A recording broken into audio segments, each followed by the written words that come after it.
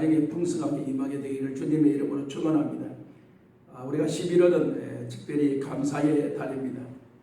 우리의 환경과 조건과 우리의 형편은 감사라고 하는 것이 차마 우리의 입술에 고백되기가 쉽지 않는 그런 현실이지만 우리는 현실을 보는 것이 아니고 오늘도 우리를 구원해 주신 하나님의 은혜를 저희들이 감사하고 하나님의 자녀와 백성으로 우리의 삶을 영원한 하늘나라의 소망을 두고 살아가는 기쁨을 우리가 가지고 있다는 사실이 우리에게 감사로 항상 고백될 수 있기를 바랍니다. 우리 이 시간 찬양하시면서 예배 자리로 함께 나아가십시다.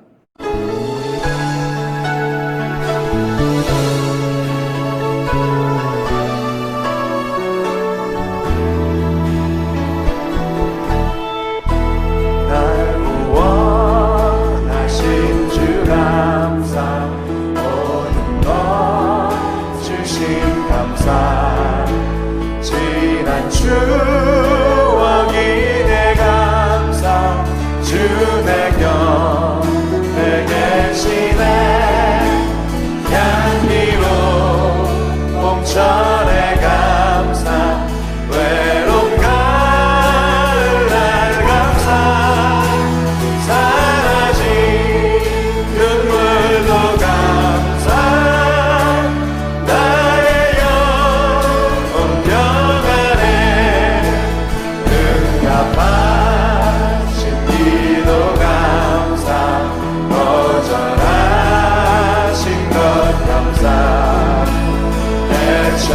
헤쳐나온 분한 감사 모든 것 채우시네 아픔과 기쁨도 감사 절한 주 위로 감사 증량 못하는 내 감사 크신 사랑 감사해 인파에 장미꽃 감사 장미꽃 가시 감사 따스한 가정 비방 주신 것 감사 기쁨과 슬픔도 감사 하늘 평안을 감사 내일의 희망을 감사 영원토록 응답하신 기도 감사 응답하신 기도 감사 거절하신 것 감사 헤쳐나온 분한 감사 모든 것 채우시네 아픔과 기쁨도 감사 절망 주 위로 감사 증량 못하는 내 감사 크신 사랑 아픔과 기쁨도 감사 아픔과 기쁨도 감사 절망 주 위로 감사 증량 못하는 내 감사 크신 사랑 감사해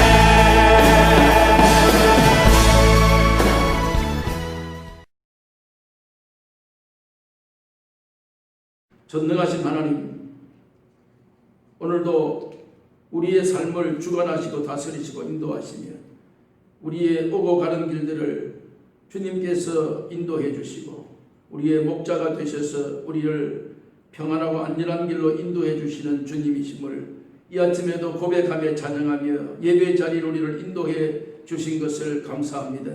오늘도 날 구원하신 주님을 감사하게 하시며 모든 것 주신 것에 감사하게 하시며 지난 추억을 되돌아보며 감사하게 하시고 앞으로 우리를 이끌어 주실 그 하나님을 찬양하며 감사하는 우리의 삶이 되게 하여 주옵소서. 오늘도 예배를 드립니다. 구원받은 자의 기쁨을 예배 가운데 함께 하나님께 올려드리오니 주님이 연락해 주시고 우리에게 감사의 기쁨으로 충만케 하여 주시옵소서. 예수님의 이름으로 기원하옵나이다. 아멘.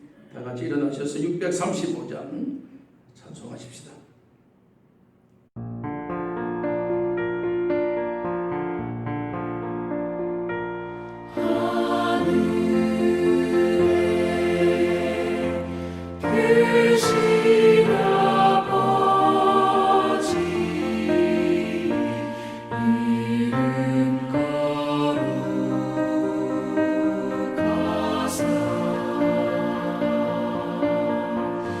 주님 나라 일하시고 뜻이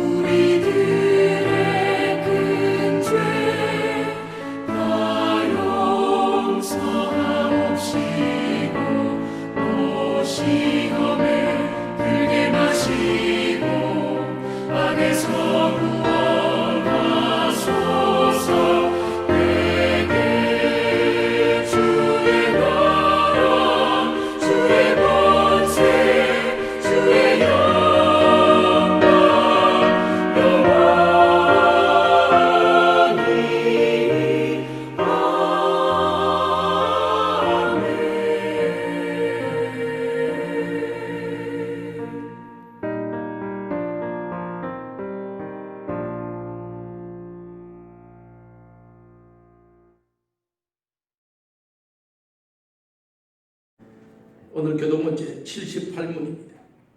78문.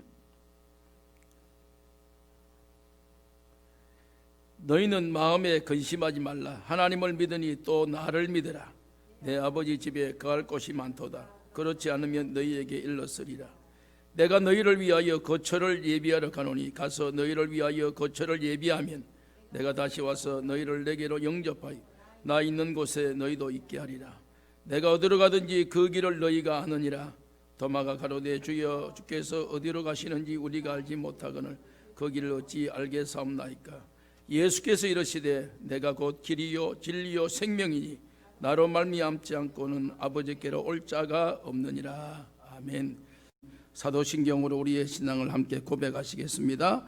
전능하사 천지를 만드신 하나님 아버지를 내가 믿사오며 그 외아들 우리 주 예수 그리스도를 믿사오니 이는 성령으로 잉태하사 동정녀 마리아에게 나시고 본디오 빌라도에게 고난을 받으사 십자가에 못 박혀 죽으시고 장사한 지 사흘 만에 죽은 자 가운데서 다시 살아나시며 하늘에 오르사 전능하신 하나님의 편에 앉아 계시다가 저리로서 산 자와 죽은 자를 심판하려 오시리라.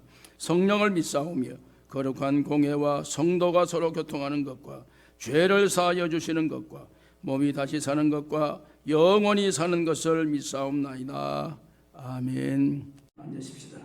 80장 찬송 하시겠습니다.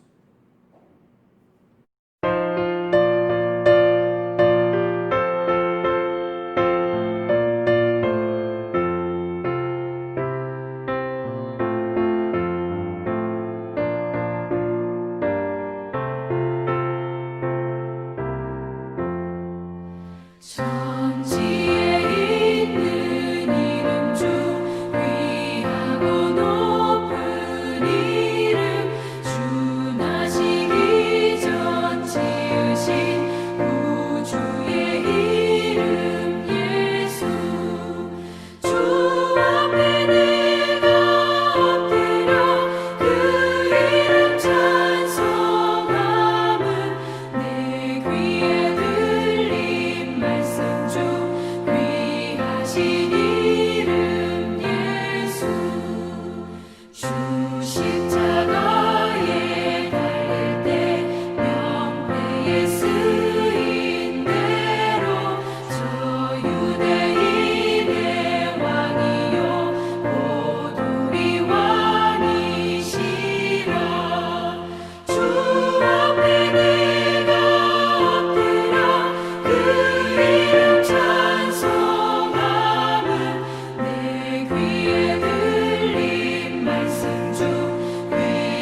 귀하신 이름 예수.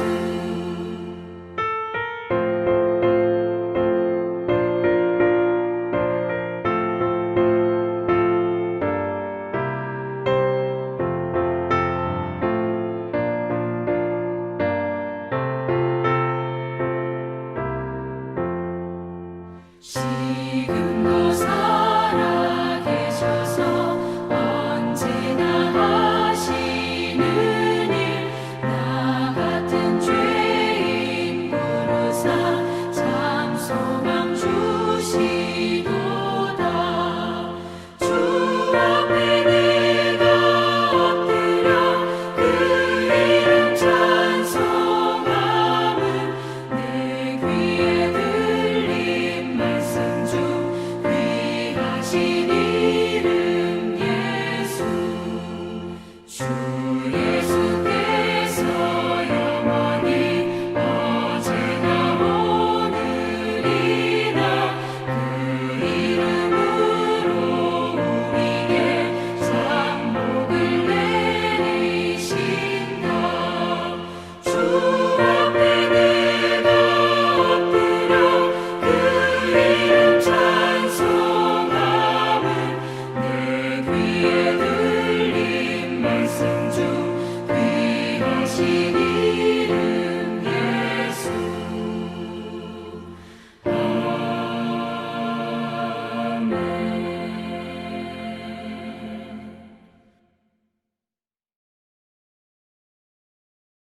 정철구 목사님 기도 인도하시겠습니다.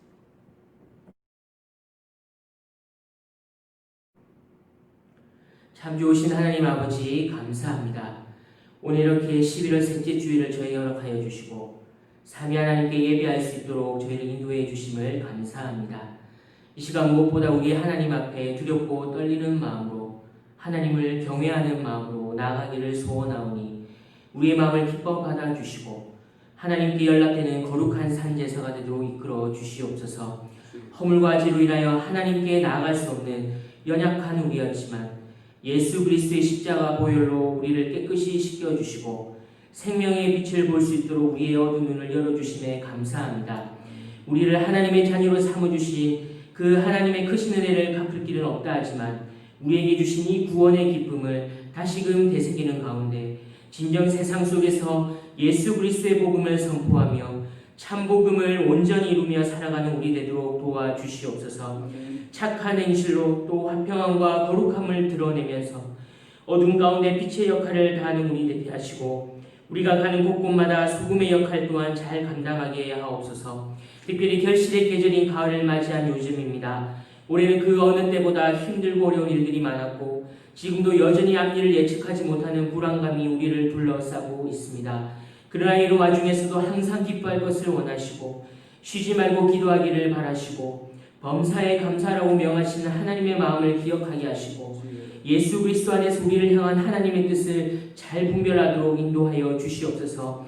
그리함으로 하나님의 선하신 뜻을 잘 쫓아가면서 매일매일의 삶 속에 풍성한 결실들이 맺어지도록 도와주시고 모든 것이 하나님의 은혜이고 인도하심이고 보호하심이라는 사실을 새롭게 깨달을 수 있도록 우리의 몸과 마음을 붙잡아 주시옵소서. 추워지는 날씨에 우리 성도들의 출입을 지켜주시고 예수님의 마음을 품고 더욱 진실하게 살아가 주님 오시는 그날까지 주님 주시는 의의 열매가 가득해져서 하나님의 영광과 찬송이 될 수 있도록 인도하여 주시옵소서.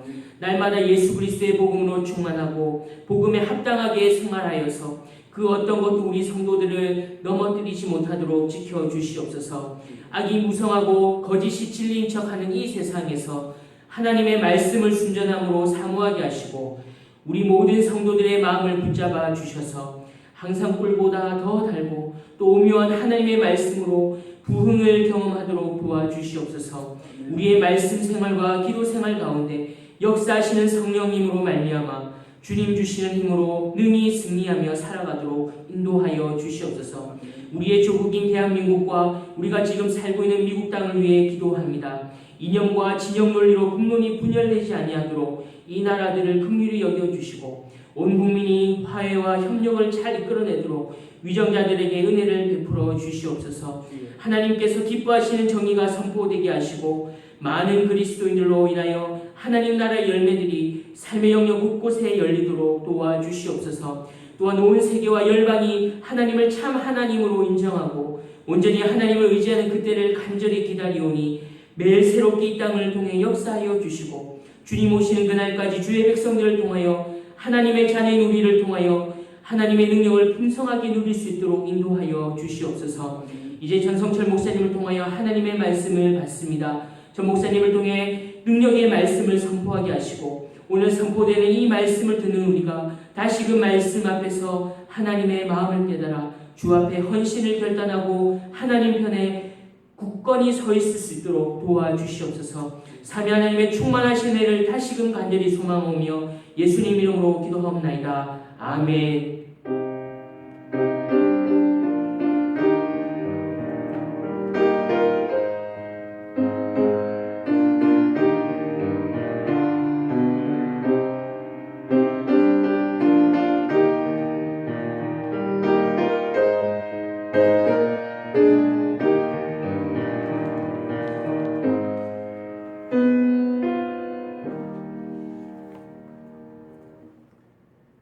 오늘 우리가 함께 나눌 하나님의 말씀은 신약성경 누가복음 12장 13절 말씀부터 21절까지 이 말씀을 합독하십시다. 함께 읽겠습니다. 오늘 말씀은 신약성경 누가복음 12장 13절에서 21절 말씀입니다. 무리 중에 한 사람이 이르되 선생님 내 형을 명하여 유산을 나와 나누게 하소서 하니 이르시되 이 사람아 누가 나를 너희의 재판장이나 물건 나누는 자로 세웠느냐 하시고 그들에게 이르시되 삼가 모든 탐심을 물리치라 사람의 생명이 그 소유의 능력 안에 있지 아니하니라 하시고 또 비유로 그들에게 말하여 이르시되 한 부자가 그 밭에 소출이 풍성함에 심중에 생각하여 이르되 내가 곡식 쌓아둘 곳이 없으니 어찌할까 하고 또 이르되 내가 이렇게 하리라 내 곡간을 헐고 더 크게 짓고 내 모든 곡식과 물건을 거기 쌓아두리라. 또 내가 내 영혼에게 이르되 영혼아 여러 해 쓸 물건을 많이 쌓아두었으니 평안히 쉬고 먹고 마시고 즐거워하자 하리라 하되 하나님은 이르시되 어리석은 자여 오늘 밤에 내 영혼을 도로 찾으리니 그러면 너 준비한 것이 누구의 것이 되겠느냐 하셨으니 자기를 위하여 재물을 쌓아두고 하나님께 대하여 부유하지 못한 자가 이와 같으니라. 아멘. 우리 405장 찬송 하십시다. 405장입니다.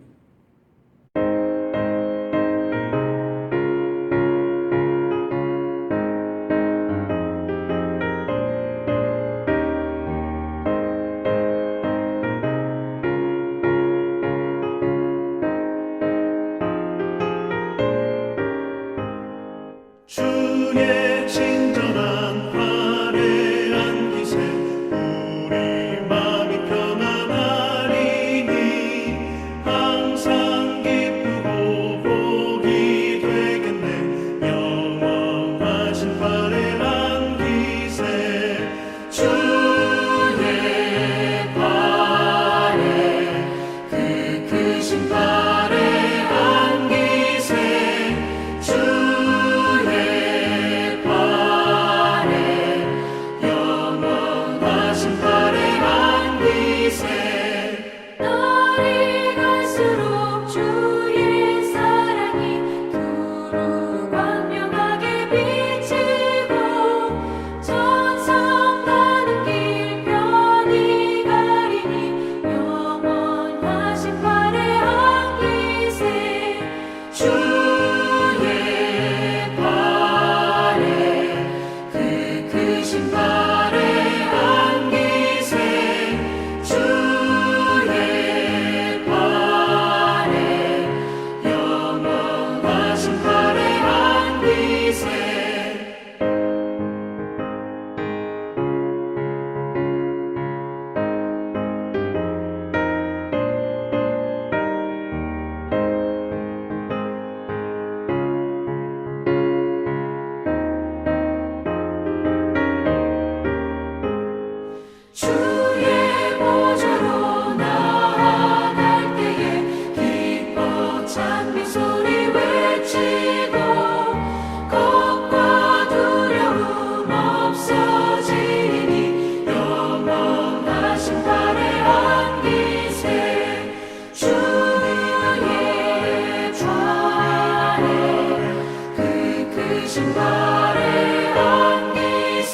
주의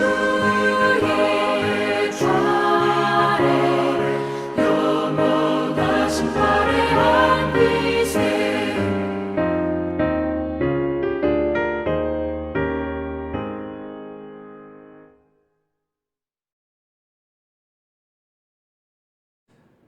오늘 특별히 이제 다음 주에 저희들이 1년 동안 우리가 하나님 베풀어 주신 은혜를 총결산하는 추수감사주의를 함께 우리가 나눕니다. 여러 가지 이유 등등으로 감사할 조건이 많이 이렇게 상실된 그런 현실이라고 하지만 우리는 그런 조건에 의해서 감사라고 하는 의미는 사실을 아닙니다. 우리는 하나님 주신 구원의 은혜에 감사하는 이것이 우리의 감사의 주된 목적이라고 생각합니다. 우리가 이 주님의 은혜를 다시 생각하시면서 우리 함께 또 한 주간 처음 또 우리가 만나 함께 서로 나눌 수 있는 귀한 시간 주신 것 감사하고요. 함께 인사하십시다. 예수님이 희망입니다. 예수님이 희망입니다. 예, 예수 그리스도는 우리의 영원한 희망이십니다. 오늘 저는 감사주의를 앞두고 감사의 방해되는 요소, 무엇이 우리의 감사를 방해하고 있는가 하는 제목을 이렇게 세워놓고 묵상하면서 감사에 대한 여러 가지의 그 상황들을 저희들이 볼 수 있지만 특별하게 오늘 이 본문을 중심으로 두 가지로 요런 이유 때문에 우리가 감사가 이렇게 많이 상실되어 가고 있구나. 감사를 방해하는 요소가 이런 것들이 있구나 하는 그런 것을 제가 한번 이렇게 깨닫게 되어지고 찾아보게 되었습니다. 사실 하나님은 사람들에게 감사에 대한 큰 기대를 하나님은 사실 하지 않습니다. 왜냐하면 로마서 1장 21절 말씀에 보면 인간이 하나님을 알기는 아는데 하나님을 영화롭게 하지도 아니하고 또 감사치도 아니한다. 하나님은 그렇게 규정했습니다. 하나님이 사람에 대한 감사의 기대를 하지 않습니다. 그 이유가 인간들은 하나님을 영화롭게도 아니하고 나아가서 감사하지도 않는다 하는 사실을 하나님은 이미 알고 계십니다. 또 디모데후서 3장 2절 말씀에 보면 사람들이 자기를 사랑하고 돈을 사랑하고 자긍하고 교만하고 해방하고 부모 거역하고 나아가서 감사치 아니하며 거룩하지 아니하며 하나님께서 말세에 살아가는 그 인생들의 생활의 그 어떤 규범이라고 할까요? 패턴이 이 말세를 살아가는 인간들의 삶에 자기 사랑하고 돈 사랑하고 자긍하고 교만하고 회방하고 부모 거역하고 감사하지 아니하고 하는 이런 조건 가운데 감사라고 하는 조건이 들어 있는 것은 하나님이 인간을 통해서 사실 감사에 대한 큰 기대는 그렇게 하지 않고 있다는 사실을 우리에게 보여주고 있습니다. 그런데 우리가 누구든지 예수 그리스도를 믿으면 하나님께 감사할 줄 알게 되어지는 것입니다. 우리가 예수 믿는다라고 하는 그 근본적인 이유는 하나님께 감사할 줄 아는 원칙을 우리가 이렇게 깨닫게 되는 그것이 예수 믿는 가장 근본적인 원칙이고 원리입니다. 왜냐하면 우리가 조금 전에 우리가 복음 찬송을 시작할 때 부를 때 날 구원해 주신 은혜를 감사. 누가요? 하나님이 우리를 구원해 주셨어요. 하나님이 세상을 이처럼 사랑하사 원래 아담과 하와의 이후에 이 땅 위에는 이미 다시 구원받을 수 없는 다시 영원히 지옥의 형벌을 면치 못한 또 죄와 허물로 죽었던 우리들 여러 가지 배경과 이유 등등을 보면 우리는 구제받을 수 없는 우리였지만 하나님이 우리를 사랑하셨어요. 그의 독생자 그리스도를 이 땅 위에 보내셔서 그로 하여금 우리에게 구원의 그 은혜를 깨닫게 해주셨다 하는 사실을 우리가 깨닫게 하기 위한, 그렇기 때문에 오늘 우리가 예수 믿는다라고 하는 그 사실 하나는, 세상은 감사에 대한 하나님의 기대는 없습니다. 그런데 하나님은 우리에게 대한 감사의 기대는 굉장히 큽니다. 왜냐고 하면 그의 독생자를 희생하면서 우리를 사랑하셨기에, 그의 피를 값주고 우리를 대신해서 우리를 이렇게 사셨으니까, 우리는 그의 자녀, 그의 백성이기 때문에 우리는 마땅히, 당연히, 분명히 우리는 감사해야 될 우리의 삶이라는 것을 하나님은 기대하고 있습니다. 그렇기 때문에 하나님의 백성인 오늘 우리에게는, 지금도 하나님의 기대는 우리로 하여금 감사를 요구하고 있는, 감사를 기대하고 있는 그러한 상황이 아닌가라고 생각하는 것을 볼 수 있습니다.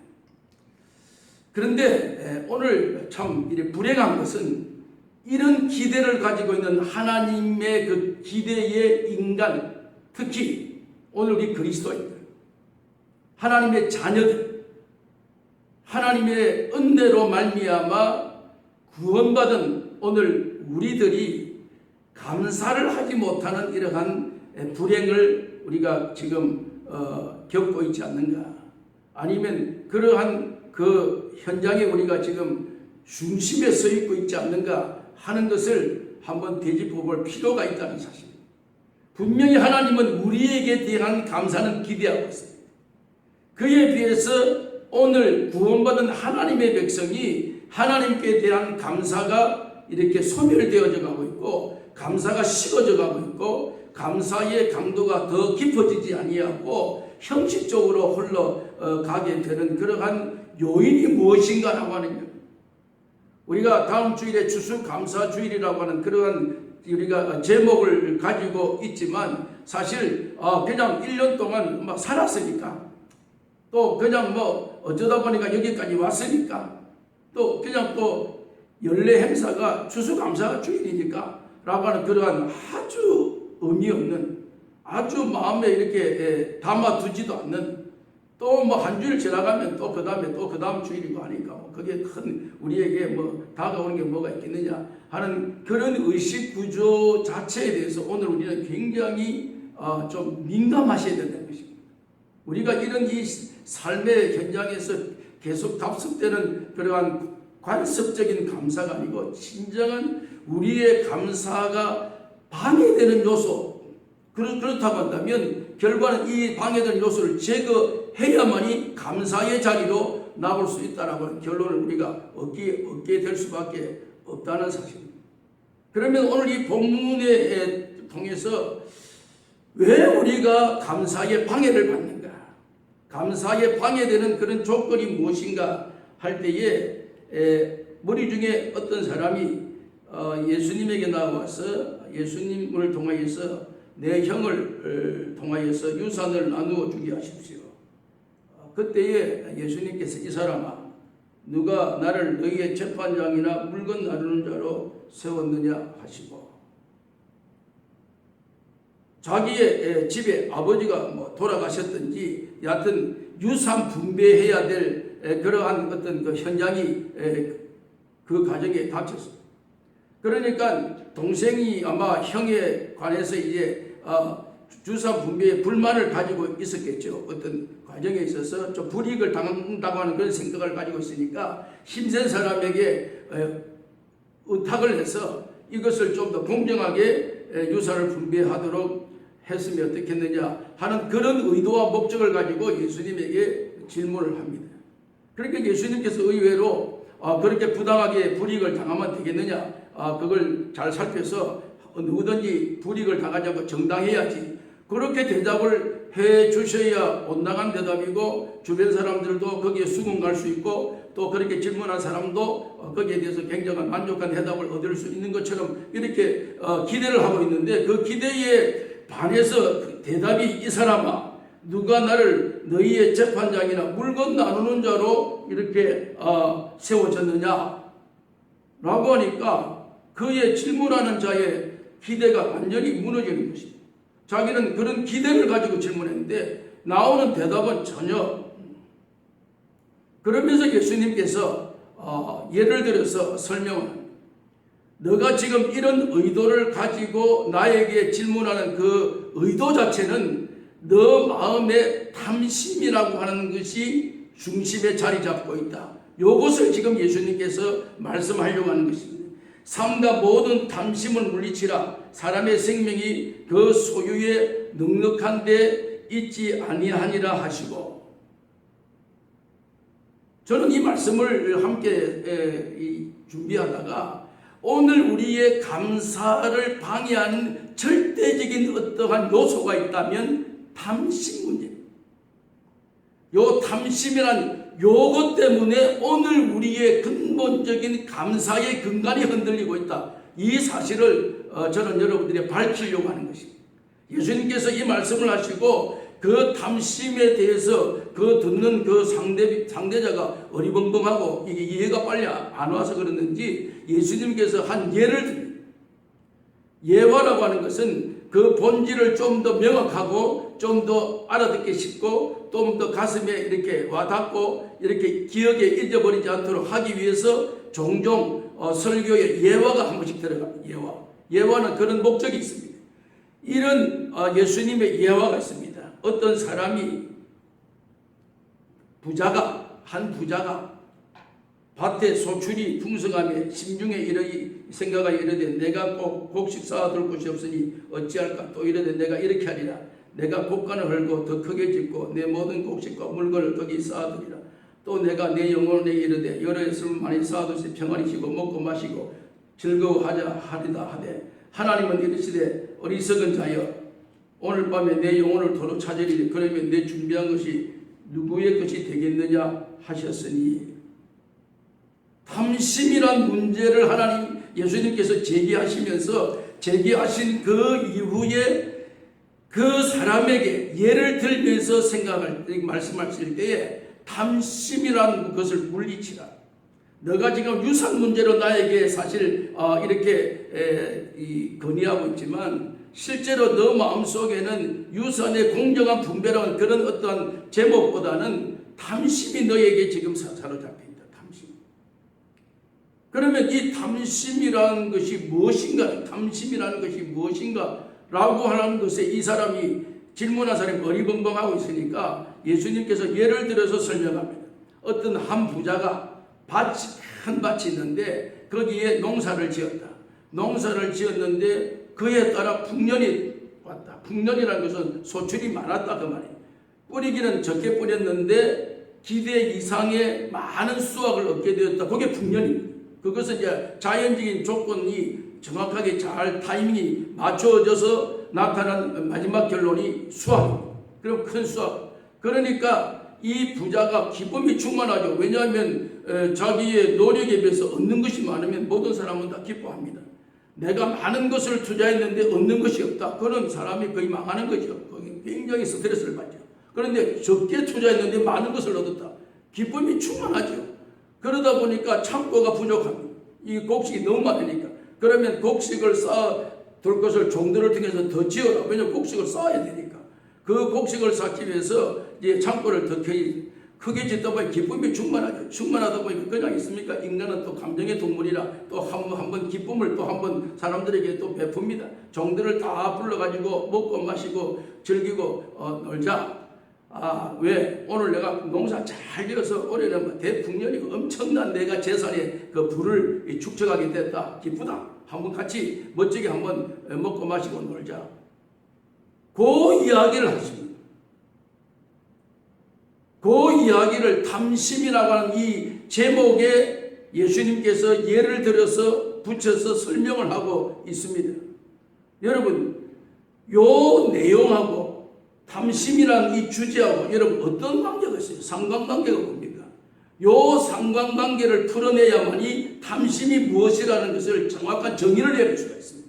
탐심이 뭐냐라고 할 때에 오늘 17절 말씀부터 18, 19절까지 말씀을 여러분들이 가만히 보시다가 여러분들이 어디에다가 집중을 하셔야 되냐면 심중에 생각하여 이르되 내가 곡식 쌓아둘 곳이 없으니 내가 곡식 쌓아둘 곳이 없으니 18절에 또 이르되 내가 이렇게 하리라. 내가 이렇게 하리라.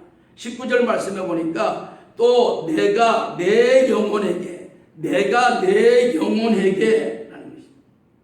이 어리석은 자를 규정하면서 탐심의 결정적인 그 중심부에는 뭐가 거기에 꼽혀져 있느냐면 자기라고 하는 이 문제를 떨쳐버린 자기가 이것을 이루어냈다라고 하는 여기에 초점을 맞추는 요 중심부가 탐심이다. 탐심이라는 그 결론은 자기라고 하는 틀을 벗어나지 않고 있다는 것입니다.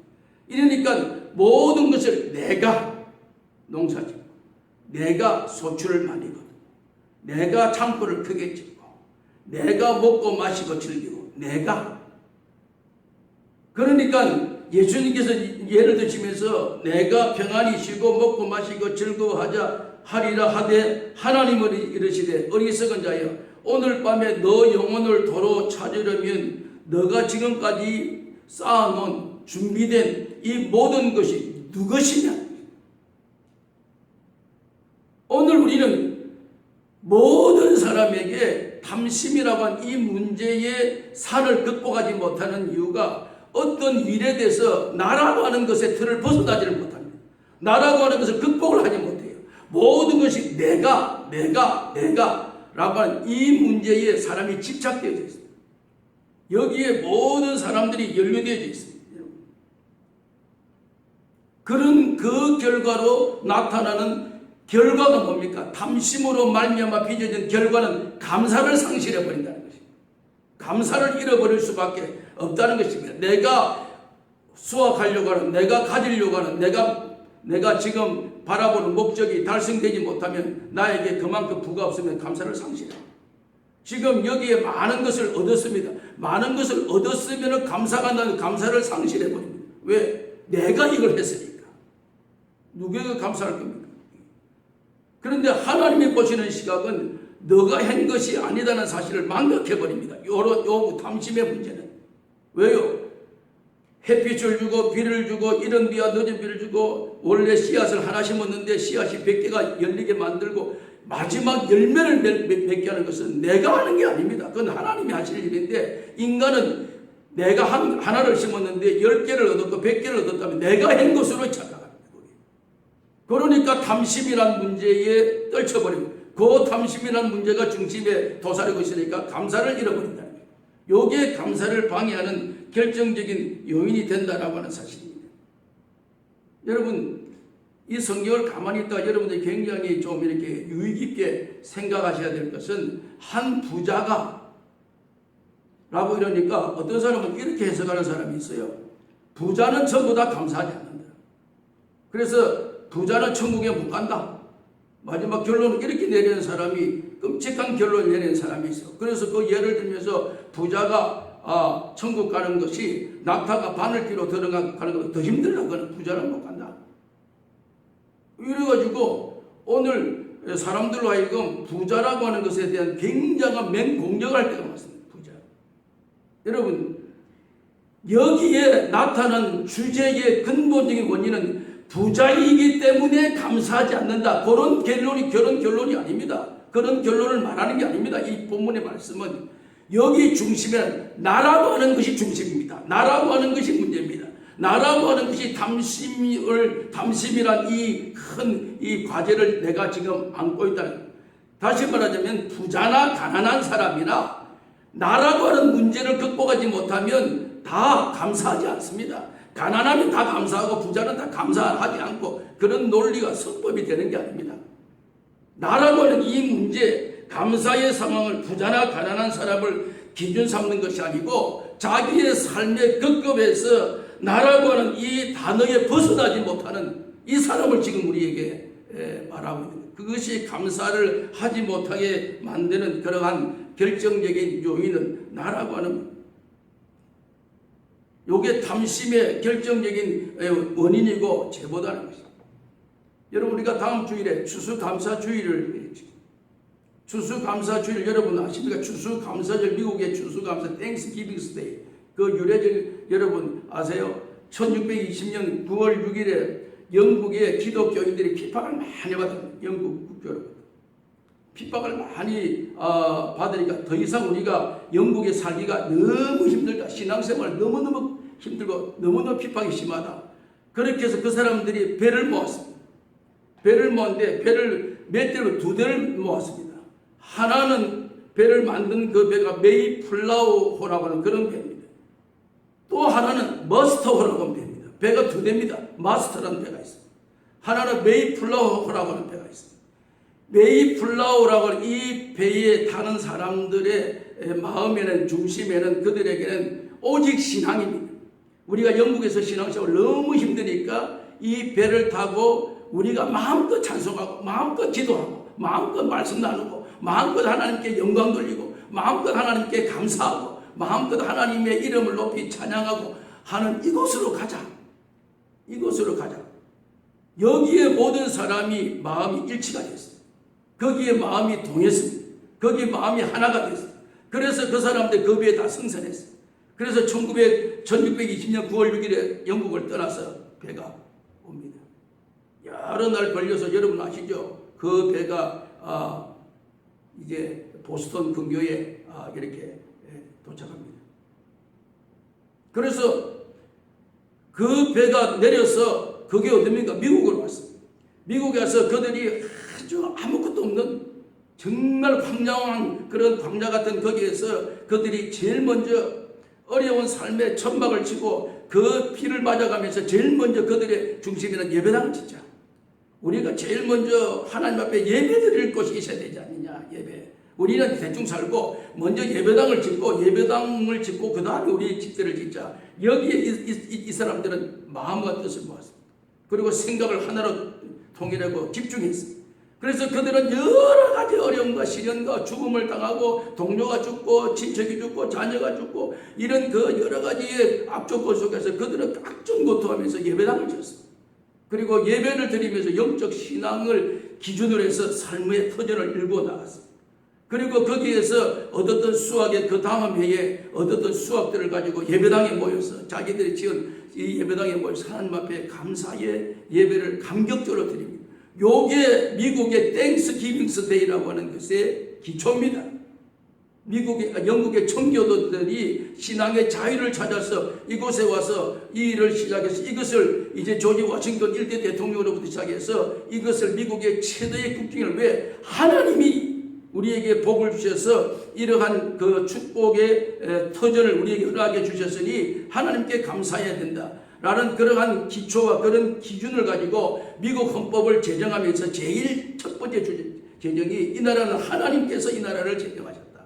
그런 의도를 가지고 여러분 그 이유로 말미암아 지금까지 미국이 가지고 있는 정치, 경제, 사회, 문화, 역사, 스포츠 모든 것을 영화 모든 걸 해도 세계 최대의 강대국 제일입니다. 왜? 그들에게 주는 하나님 중심이라고 하는 그 기본 개념의 틀을 가지고 지금까지 이것을 이루어내었던 오늘의 결과가 오늘의 현장이 이 결과를 우리에게 사실은 이것은 아무도 부인할 수 없는 부정할 수 없는 미국의 역사 미국의 중심. 그런데 똑같이 배를 한 대 모았습니다. 그 배는 머스터호라고 머스터 이 머스터호는 그 사람들도 청교도 교인입니다. 같은 신앙의 자유를 찾아라고 하는 마음에 하나가 됐습니다. 그런데 그 배를 타는 사람들은 별과 동질성이 달랐습니다. 메이플라워 배를 타는 사람들은 삶에 관심이 별로 없어요. 오직 우리가 예배 드릴 곳을 찾아야 된다. 하나님께 예배할 곳을 찾아야 된다. 신앙의 자주가 있어야 된다. 마음껏 찬송할 수 있는 데를 찾아야 된다. 요게 이들의 중심이고 머스터호에 승선하는 사람들은 청교도 우리도 신앙의 자유를 찾아야 된다. 신앙의 자유가 필요하다. 하는데 거기에 하나가 더 첨가됐습니다. 뭐냐면 그래도 먹고 살아야 될 게 아니에요. 살 길이 있어야 됩니다. 우리가 어디로 가는지 모르지만 거기 가서 어디에 정착할지 뭐 먹고 살아야 될지 어떻게 살아야 될지 또 삶의 어떤 방편이 뭔지 라고 하는 데서 막연하게 배를 타고 가는 것은 무모한 짓이다. 내일을 기약할 수 없는 어리석은 짓이다 하고 그 사람들은 머스터호의 배에 승선합니다. 그 머스터호는 남미로 출항했습니다. 남미로 출항할 때 그들에게는 가서 신앙의 자유, 마음껏 예배 드릴 수 있는 것 정말 좋은 것, 여기에 마음과 아울러서 소문을 듣기는 남미에 가면 금이 많이 광산에서 나온다더라. 그러면 그 금을 캐서 금을 팔아서 장사하면 생활도 윤택가 되더라. 신앙생활도 좋고 또 생활에 윤택하고 금을 캐서 우리가 먹고 살 수 있는 삶의 방편도 있고, 메이플라워는 신앙의 자유는 있는데 먹고 사는 대책은 없고, 이것은 먹고 사는 대책을 자기들이 마련하는 그런 그 꿈과 머리 잘 돌아가는 그러한 지혜와 지식으로 요 계산을 가지고 배가 갈라졌습니다. 메이플라워는 매차수세소였죠. 플리마우스는 이 배는 남미로 아르헨티나로 마스터가. 그 사람들은 굉장히 왜 두 마리 토끼를 같이 잡는 거죠. 신앙생활도 하고 돈도 벌고. 여기는 무모한 짓으로 신앙생활은 잘하고 싶은데 생활 대책은 없고. 여러분, 그것이 역사에 지난 오늘의 현주소에 여러분 어떤 결과가 나타났습니까? 그들은 신앙생활도 잘해보자 그런 결의는 있었지만 거기 가서 금을 찾아서 금을 캐서 금을 살아서 생활에 방편하자 했던 오늘의 결과, 신앙, 왜 돈 버는 일에 집중하다 보니까 신앙 가다해졌습니다. 그렇다고 돈을 많이 벌었습니다. 벌지를 못했습니다. 오늘 여러분들이 판정하고 여러분들이 지금 결정하고 여러분들이 마음에 여러분들의 지식의 중심에 남미와 북미 어디가 잘 삽니까? 남미 여러분 아십니까? 아르헨티나, 브라질, 페루, 파라과이, 볼리비아 무슨 나라가 전부 다 못 사는 나라. 세계 최금 빈도국에 원래 청교들이 갈 때는 금을 캐서 잘 살자고 하는 꿈을 가지고 갔습니다. 그런데 그런 목적을 가지고 가서 결과는 신앙도 잃어버리고 삶도 핀폐해졌습니다. 얼마 전에 아르헨티나 대통령이 미국 와서 미국 대통령이 트럼프에게 이 말을 했습니다. 당신의 조상들은 가드를 찾기 위해서 미국에 와서 오늘날 가드를 통해서 하나님을 통해서 당신은 큰 선물을 받았고, 미국이란 우리는 가드를 찾아서 왔는데 가드와 플러스 골드를 찾으려고 왔다가 결국 오늘의 우리는 이 현주소를 우리는 현장을 소리치고, 그게 아르헨티나 대통령이 미국에 와서 미국 대통령에게 했던 말이 그 말입니다. 우리는 두 마리 토끼를 가드도 얻고 골드도 얻으려고 했는데 결과는 가드도 잊어버리고 골드도 다 놓치고 없다. 그는 누구도 부인할 수 없는 현실적인 상황입니다. 세상 어느 누구도 파라과이를 잘 산다고 여러분 규정합니까? 모르겠네요. 볼리비아, 여러분 칠레 그렇게 잘 삽니다. 왜요? 오늘 여기에 있는 이 부자, 자기라고 하는 이 틀, 요게 탐심이란 요 문제로 말미암아 궁극적으로 감사라고 하는 것을 놓쳐버리는 이런 비극적인 결과를 초래할 수밖에 없었다는 사실. 감사를 방해하는 두 번째 요인이 하나 있습니다. 여러분 오늘 본문은 읽지 않지만 지나가서 24절 말씀에 보시겠습니다. 24절 말씀입니다. 오늘 누가복음 12장 24절 말씀에 보면 까마귀를 생각하라. 심지도 아니하고 거두지도 아니하고 골방도 창고 하나님이 기르 너희는 새보다 얼마나 더 귀하냐. 그 당시 예수님의 제자들은 모든 삶의 기준이 오직 하나님의 은혜로 살아가는, 마치 그 비유를 하면 하늘의 참새 같은 그런 가난한 자들이라고 그렇게 예수님은 보고 계셨습니다. 하늘의 참새 모아드리고 싶었습니다. 그거 어디 저축하면 됐습니까? 어디 세이빙 통장이 됐습니까? 참새가. 너희가 까마귀를 생각해보라. 심지도 아니하고 거두지도 아니하고 골방도 없고 창고도 없다.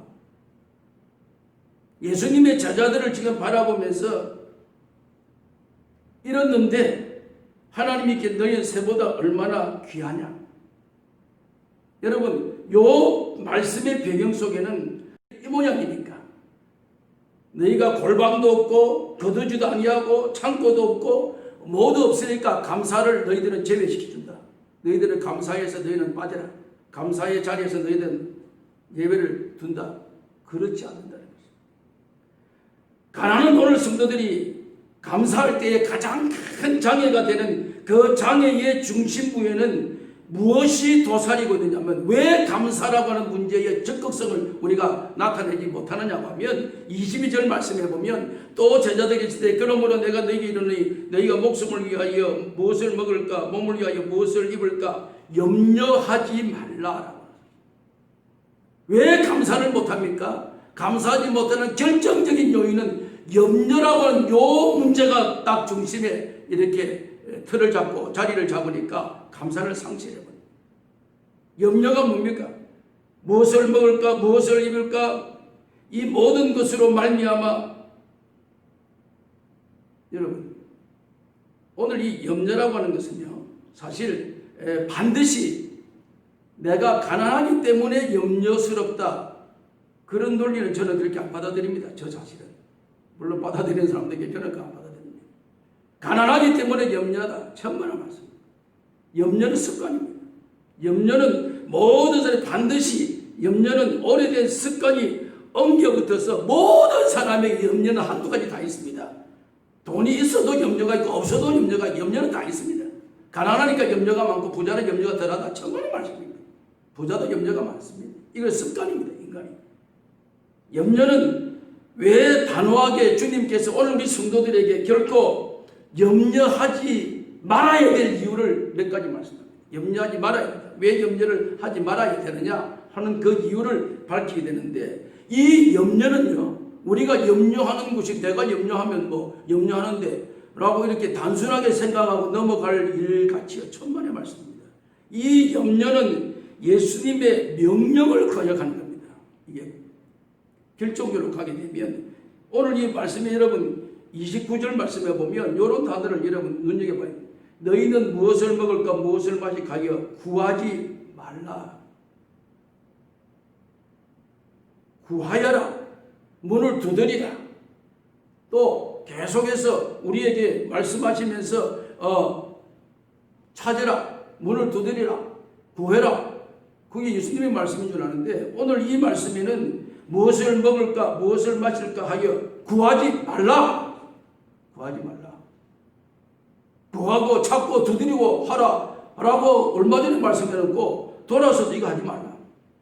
뭐요? 이 29절을 자세히 보면 너희는 무엇을 먹을까 무엇을 마실까 하여 구하지 말라.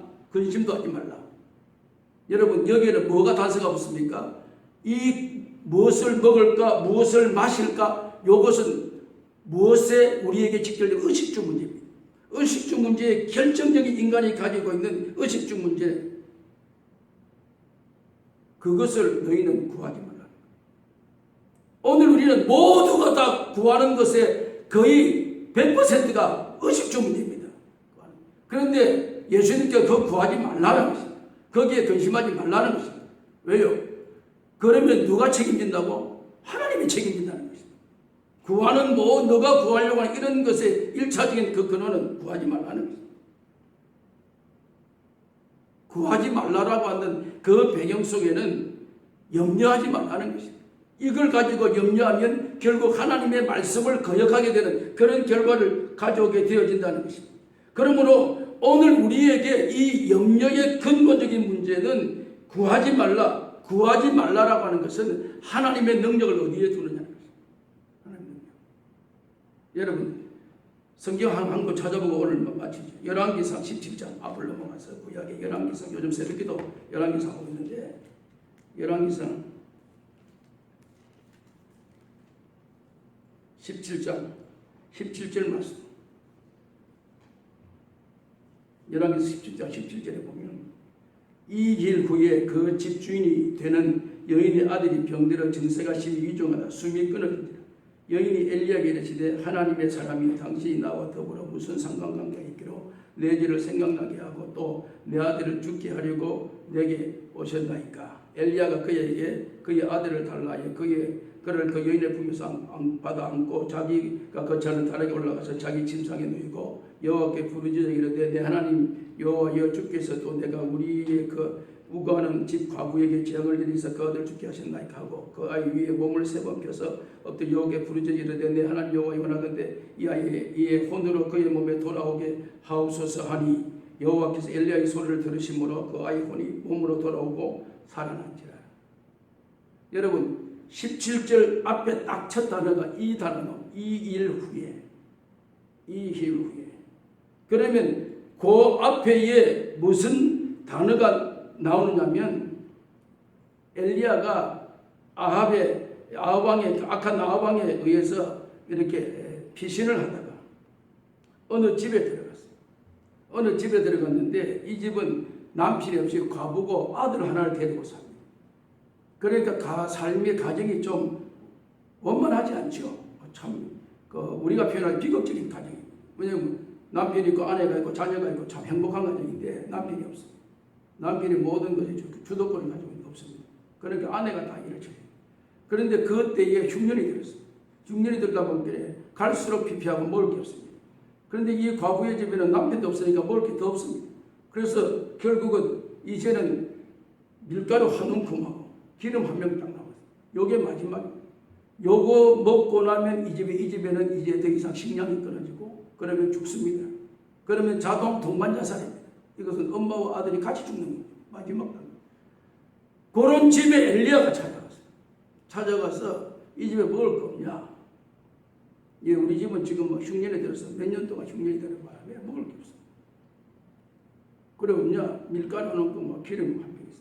그걸 가져서 나한테 빵을 이게 떡을 꺼서 구워주라. 인간적으로 볼 때는 기가 막히죠. 아니 선지자는 하나님 말씀 전하고 선지자는 모든 사람을 후하게 베풀고 나누고 해야 되는 사람이 이 사람이 가장 못 사는 집에 들어갔어. 또 과부의 집에 아들 하나밖에 없는 겨우 생명 부지하고 있는 사람은 마지막 또 병 한 병, 기름 한 병, 이게 밀가루 한 움큼 있는 이 집에 들어가서 그거 너가 먹지 말고 구워다가 내한테 가져와. 내한테 빵을. 아니, 아이고 너 집에 힘들구나. 너가 이거 먹고 어떻게 살래? 내가 돌아다니다 보다가 내가 밀가루 있으면 가루가 있으면 내가 너희 집에 좀 공급해 줄게. 이래 말을 해줘도 뭔가 이게 분이 안 차고 성이 안 찰 수 있을는지 모르겠는데 그걸 괘씸하게 완전히 거꾸로 그 마지막 떡을 내한테 가자. 너희 먹지 말고 너희는 바로 안 먹고 죽든지 말든지 모르겠고 나는 떡을 내한테 가자. 이 여인이 그대로 그 말대로 따릅니다. 참 귀한 여인이죠. 그런데 제가 생각할 때는 한 끼 더 먹고 죽거나 덜 먹고 죽거나 죽을 때는 마찬가지다. 아마 그런 생각도 있었을 것 같습니다. 그 제 생각에. 어차피 이래가나 저래가나 마찬가지로 이거밖에 이제 사는 게 없는데 그래서 떡을 잘 구워 먹고 있었습니다. 그런데 이상하게 그 이후로부터 가면은 통에 가루가 밀가루가 있어요. 가면 기름이. 그 다음에 부어서 떡을 해 먹었습니다. 그 다음 날 가면 또 밀가루가 또 기름이 있습니다. 또 해 먹었습니다. 계속해서 거의 끊어지지 않습니다. 그게요, 흉년이 다가서 정상적인 삶의 환경으로 바뀌어질 때까지 이 일이 계속되는 거예요. 그리고 이 일이 계속되어졌습니다. 이 과부는 너무 기가 막히죠. 왜? 기적 같은 생존을 하게 됐으니까 이게. 그런 일이 있은 후에 그 말이에요.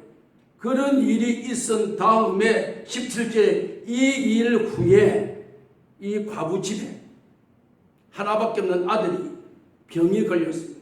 병에 걸려서 병세가 증세가 심히 위중하다가 죽었습니다. 여러분 참 안타깝죠. 차라리 죽으려면 전에 밀가루 떨어질 때 밀가루 떨어져 그날 죽었으면 지금까지 이래 죽거나 저래 죽거나 좀 빨리 죽거나 늦게 죽거나 어차피 죽는 거니까 그렇지만 날마다 마음 졸이지 않고 오늘도 밀가루통에 밀가루가 있냐 없냐 그것이 신경 쓸 필요 없지. 빨리 실컷 살아가지고 그런 지옥 같은 삶의 환경을 잘 거쳐 나와가지고 여기 와서 지금 와가지고 오늘 이 현실에 딱 직면했는데 그냥 아들이 죽어.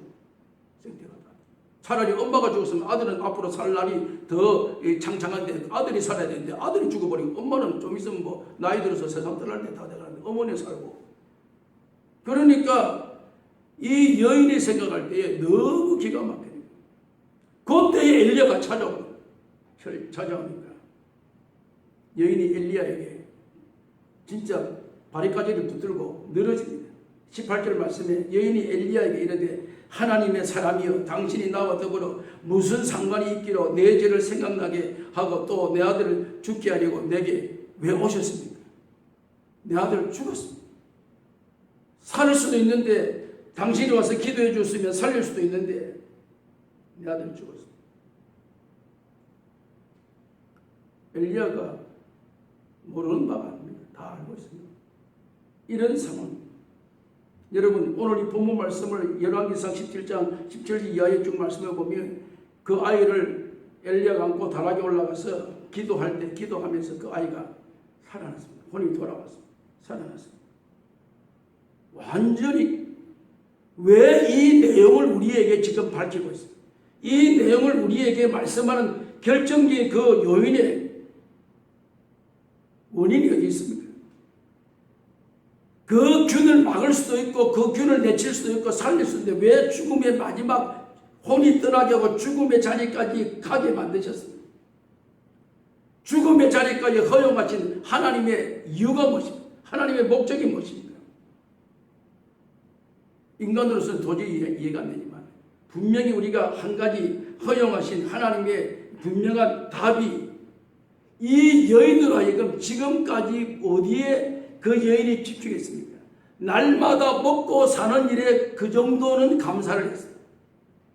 가면 통에 밀가루가 있고 가면 기름 병에 기름이 있고 요 사는데 정도는 이 여인이 날마다 왠지 모르게 어떤 일인지 모르게 어떤 여인임을 감사로 충만했고 감사로 충만했지만 이 여인의 하나님의 능력이 어떤 것인가에 대해서까지는 나아가지를 못한 겁니다.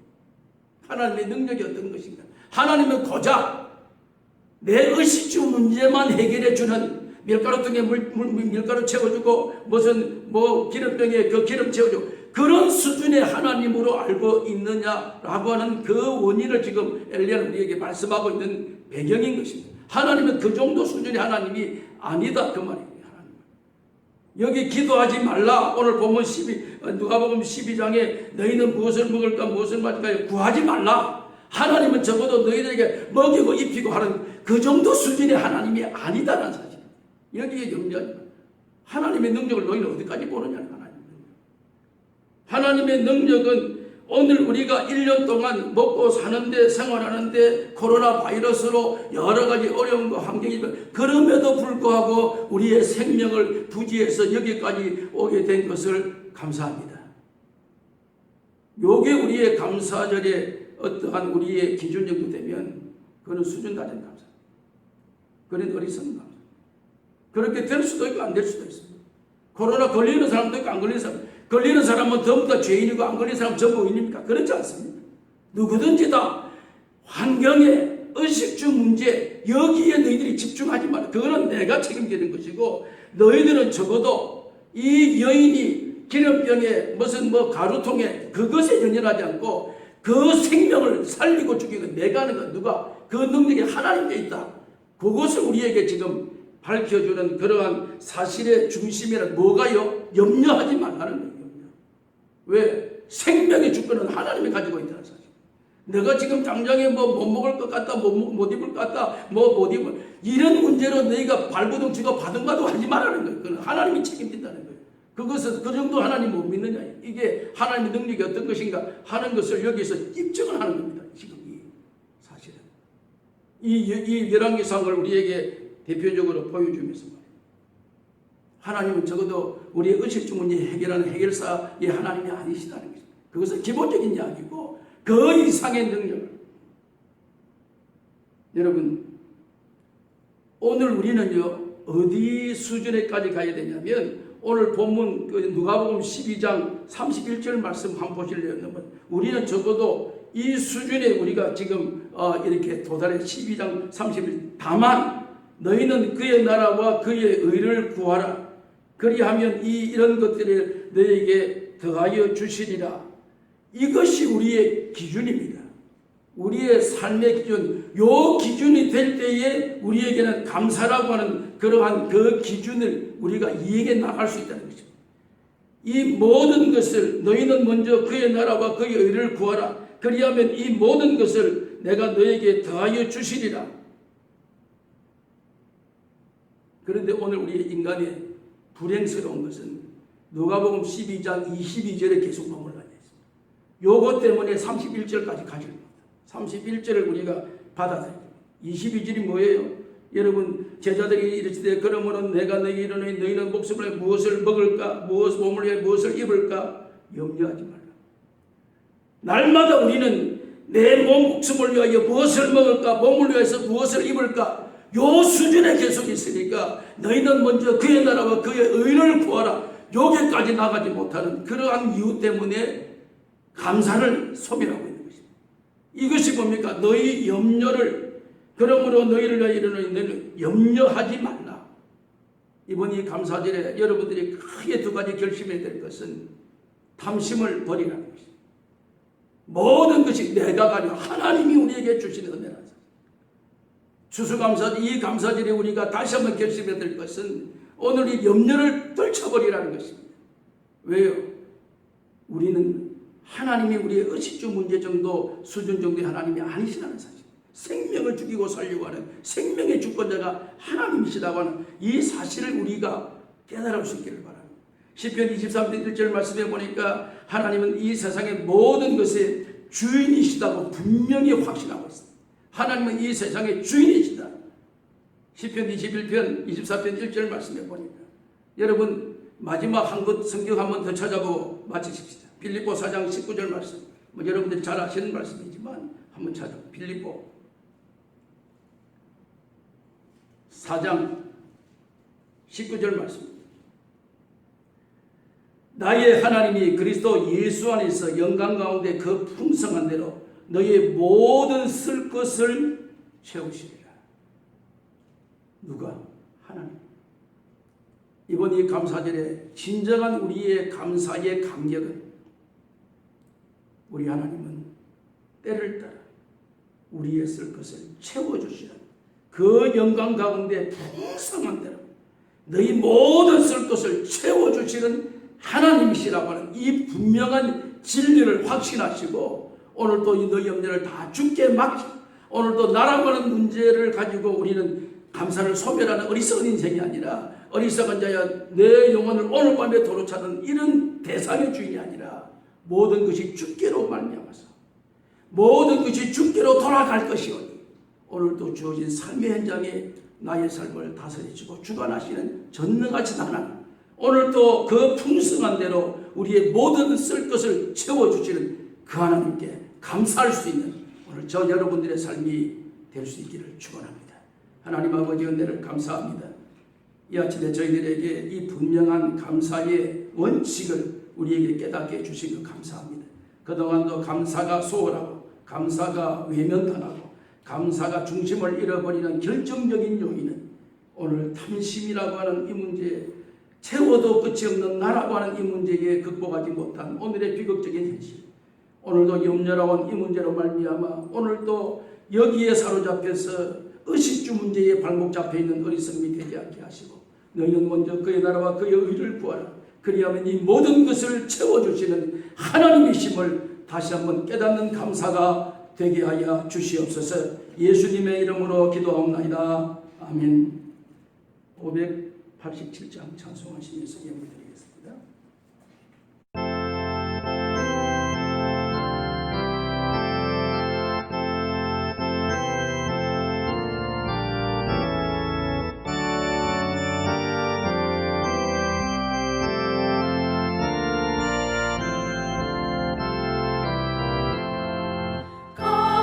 감사하는 성도여 주수 찬송 부르세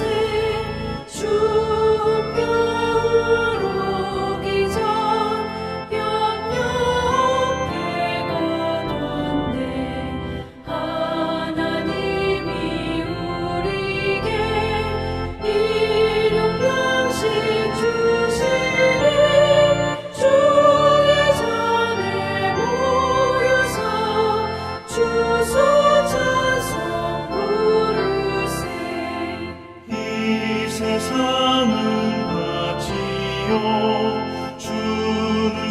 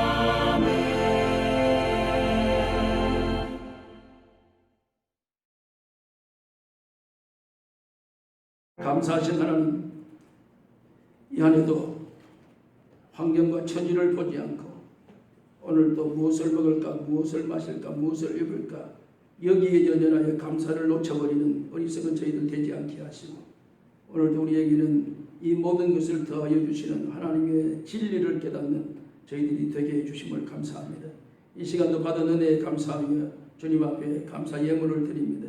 연락해 주시옵고 감사가 우리의 삶의 중심이 될 수 있도록 은혜 베풀어 주시기를 원합니다.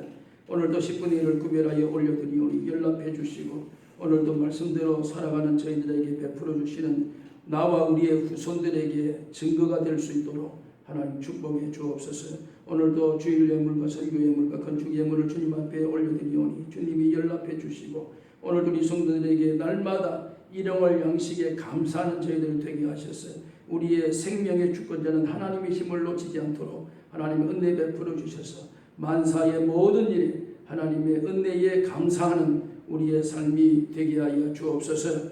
이제는 우리를 죄악 가운데서 구원해 주시고 우리를 영원한 천국의 소망을 우리에게 깨닫게 해주신 우리 구주 예수 그리스도의 크신 은혜와 하나님 우리 아버지의 무한하신 사랑과 성령님의 인도하심과 교통하심과 우리와 함께 하심이 오늘도 감사로 충만한 주의 백성들 되기를 다짐하고, 오늘도 삶의 현장으로 나아가는 사랑하는 모든 주의 백성들 머리 위에 이제로부터 영원 무궁토록 함께 계실지어다. 아멘.